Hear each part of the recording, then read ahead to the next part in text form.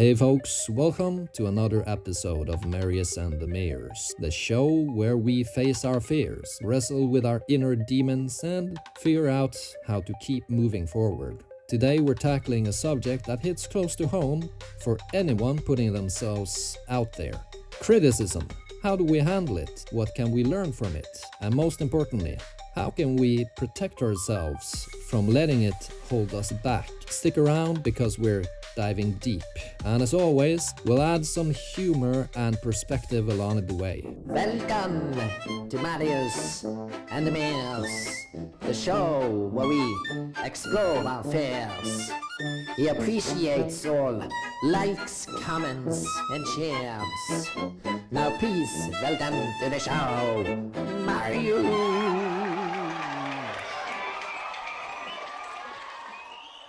So today's episode is all about handling criticism. I don't handle criticism well. I get hurt. I feel really bad when people criticize me, and that makes me also very afraid of sharing stuff.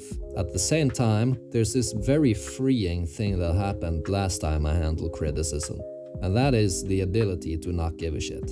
It's not giving a shit, but it's not giving attention to the criticism, but rather defining for myself the goal of me sharing or making something. What is the point of doing it in the first place? And then why care what people say? So, for example, I don't read YouTube comments anymore. I know you're supposed to engage with the community, but I've come to the conclusion that I have a mission for my YouTube videos. I teach, and that's it. Some people aren't going to like me. Some things are nice to know. Every now and then a critic might point something out to you that you never thought of and help you get better.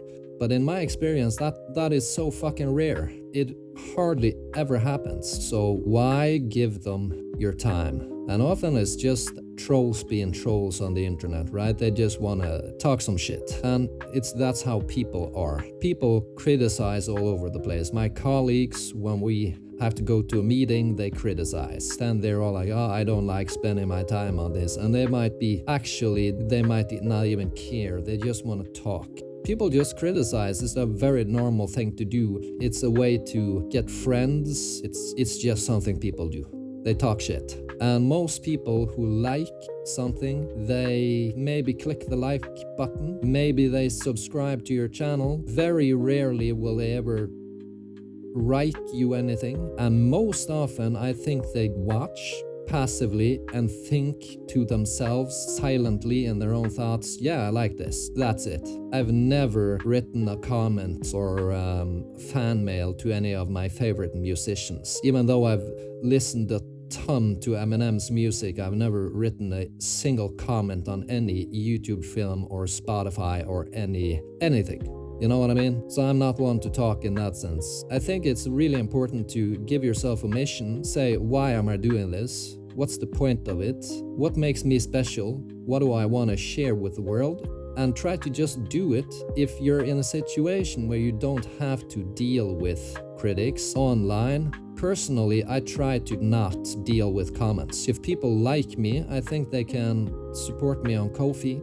They can give me $1. Otherwise, I'm likely not going to see your comment just because I try to not deal with comments. And that has to do with the fact that I often want to do controversial things. I like doing things that maybe are very new, that are things that maybe are on the fringe somehow. And because of that, when I share something, it often attracts haters, right? I've been all into AI. How do you make AI music, and how do you make AI videos, and how can you use AI for work? When I share the stuff that I've learned, a lot of people, they hate AI.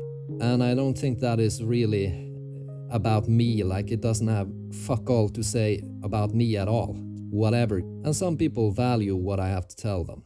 My mission is simply that I feel it's sad to not share what you know. I think it's a waste when you spend a lot of time learning stuff and not sharing it with the world and not letting other people benefit from it. And some people might get all envious and feel bad about themselves that you get attention, but like, how the fuck is that my problem? And my mission isn't attention, because I usually don't really put my face on the internet anymore. Where my face is on the internet, there's no action. All of my content that reflects what I do or what I believe in on the internet is faceless. That has to do with I want to protect my daughter and my wife and my normal life. I don't want my students to all of a sudden find me online and then go bother my kids in the future about your dad is this or that. I know how people can be. Most people are nice, but I know how people can be. And if AI is controversial now, it's going to be extremely controversial in a couple of years. So because of that, I don't share who I am. So then popularity isn't really a part of the game anymore, because there isn't any me, it's just a character. Then the only thing there really is the mission. And as long as I know that is a clean mission where the only thing I'm trying to do is share knowledge and help people work with their emotions, that like my slate is clean. I don't need anyone to validate me. If you appreciate me, give me a donation on Ko-fi. That's something I can actually use. I can use money. Comments don't really do all that much in the long run. You can get a little bit high from it. And me, I know everything about wanting to get high. And getting high from people liking you on the internet is just another way of getting high. It really is. Seeking attention. And it is just as short-lived as other ways of getting high. Or that is it actually, maybe it's the shortest lived high ever. Because it only survives for as long as someone disliking you. And usually on the internet, in my experience, there are trolls and there's always going to be someone who has something bad to say. So that one person who took their time because I don't know, they had their own YouTube channel and people have been mean to them. So because of that, they see the value of leaving a positive comment. That one person who thinks that way will never defeat that mountain of critics who are essentially the only people who feel like writing. You know what I mean? Because the people who like stuff, they enjoy it. They don't bother leaving comments. Or that is at least how I usually act on the internet. I don't fucking comment on Eminem's new song. I hardly even click the like button. And that's even when I like stuff. I click the like button because I have a YouTube channel myself.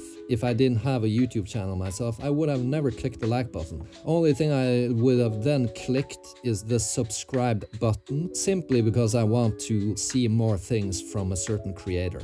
And that is fucking it. That's how I interact with the internet. If it wasn't for the fact that I myself am a content creator, I would have never commented on anything. And I think most people can agree to that, and that's not because you're trying to hide who you are or anything. It's just lazy. We're lazy. We're laid back, laying down on the couch or in our beds watching a whole bunch of stuff. We're not clicking like on every single thing or commenting or subscribing to everything. Like the people who want to comment on stuff, I think a lot of them don't really want anything to do with the creator of that content more than they want to find someone to share their opinion with. That's kind of my idea, because I'm thinking when I'm with a colleague of mine, he always has bad things to say about our boss. Our boss is never around, but it's when there's a meeting.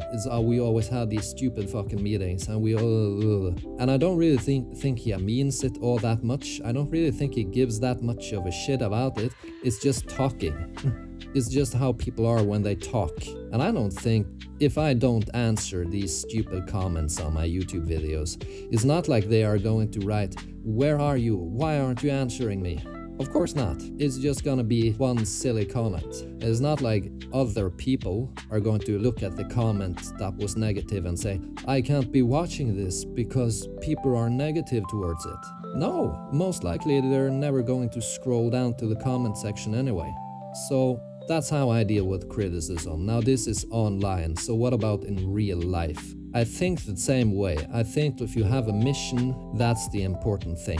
For example, if my mission is to be a math teacher, I don't expect all of my students to like their homework. I work as a teacher.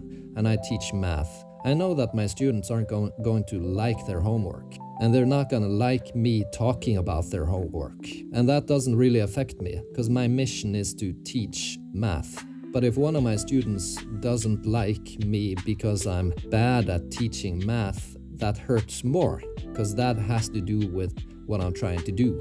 And I think that should hurt, right? That is supposed to hurt. And we're all social beings, we need to feel accepted, but we shouldn't allow ourselves to have that primal instinct interfere with the things we actually want to do. Because that's what it does if you just let it go on autopilot. Then all of a sudden you care about everything. You care about stuff you don't even care about. Right. People not liking you because you look like fucking Harry Potter with your glasses. Who gives a shit about that? I've had a student say that to me before. Did it hurt me? A little bit, but I didn't let it hurt me. So what I did is, even though I wanted to take off those glasses and never wear them again, I forced myself to put them back on and say, you don't give a fuck about that, right? You don't give a shit about that comment. And then, gradually, I actually wound up not giving a shit. And sure, there's always going to be someone nice who has something nice to say because someone said something hurtful to them too. But that doesn't matter. You don't need someone to come and say something nice for you to not give a fuck about these assholes. The only thing you need to do is to know you and know what you want to do in the world. That is your mission. That's the only thing that is important. And if I can, I will avoid comments altogether. But in some circumstances you can't, and maybe sometimes you're supposed to get hurt. If someone, as I said, if someone says I'm a bad math teacher, I think that is supposed to hurt because it's all about your mission. But then why? Why am I a bad math teacher? Well, you don't know math, okay? That's something I can work on.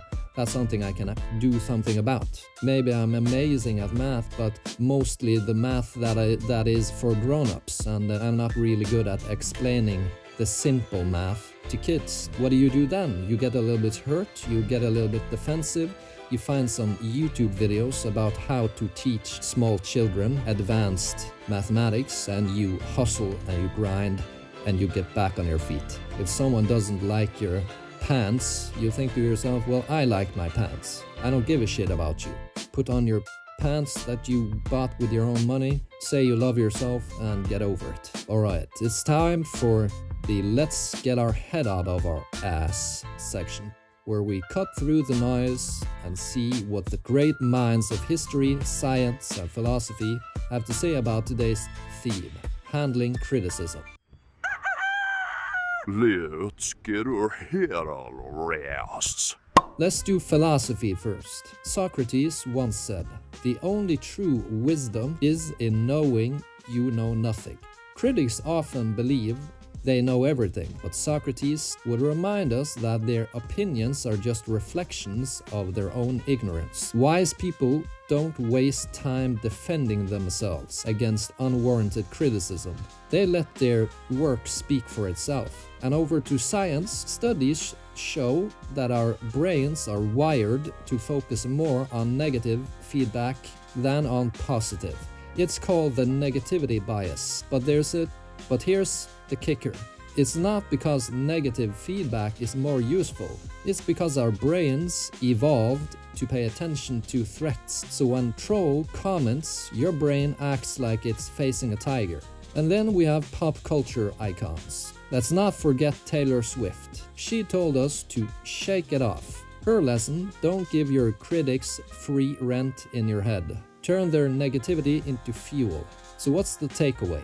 Criticism will come, but most of it isn't worth your energy. Focus on your mission, stay grounded, let the rest slide.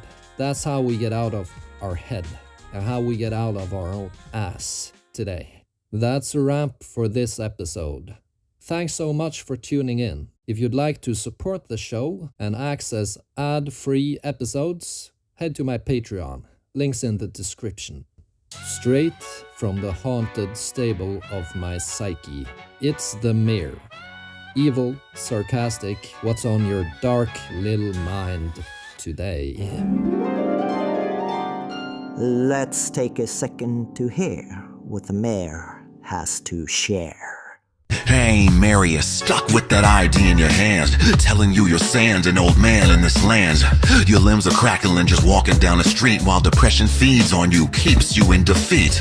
You thought you'd be some super MC on the rise, now you're just another nobody. Ain't that nice? I just wanna be famous, that's your daily cry, but you're too lazy to make anything Jay-Z by. Never be good enough. Standing there like, come at me, bro, but you're not that tough. So damn old, can't dance like before. Fighting giants while you're lying on the floor. Poor little Marius, thinking you had more to prove. But as a loser back then, what could you do? Now you're old, still here, but stuck in the game. Freestyle all day, but can't figure out your aim.